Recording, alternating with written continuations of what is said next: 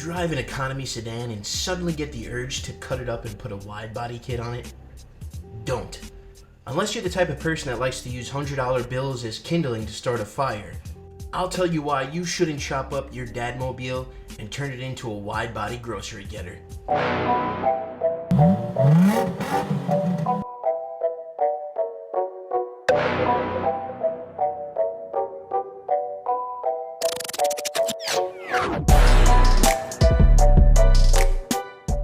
What's up guys, I'm Nick, aka Bagels Your Way, and this is Infamous Icons Garage.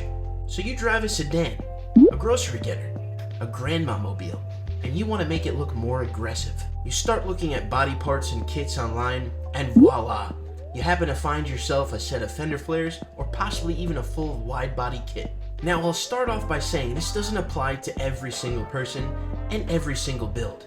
Even I was naive enough to think that I could cut a couple pieces off my car, slap some fender flares and other body parts on it, and drive off in a wide body car. And while in some cases it can be that simple, for most, it's not.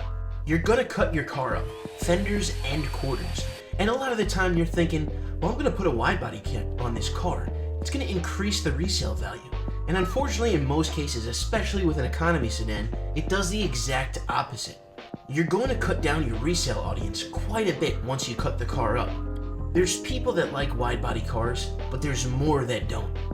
And if you don't have some sort of sentimental attachment to the car you have now, why not find something that you absolutely love before making such a drastic change on a car that maybe you don't even want 6 months from now? You have to remember, you're going to change the way that car drives once you put that kit on. You're going to need some wide wheel spacers or some wider wheels to fill out those new wide wheel wells. Tongue twister. Wide wheel wells. Say that 6 times fast. Are you going to stick with stock suspension? Or are you going to go with coilovers? Or possibly air suspension? In most cases, aftermarket suspension is going to be required in order to get that perfect fitment with a wide body kit. Let's also remember, this is an economobile, and for most cars that fall into that category, there's a major lack of pony power under the hood. So are you putting this kit on for looks?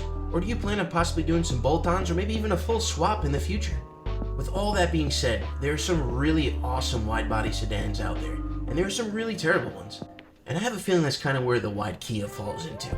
Whatever you do, remember, cars are supposed to be something that's fun to work on with a clear vision and goal at the end of what you want your build to look like.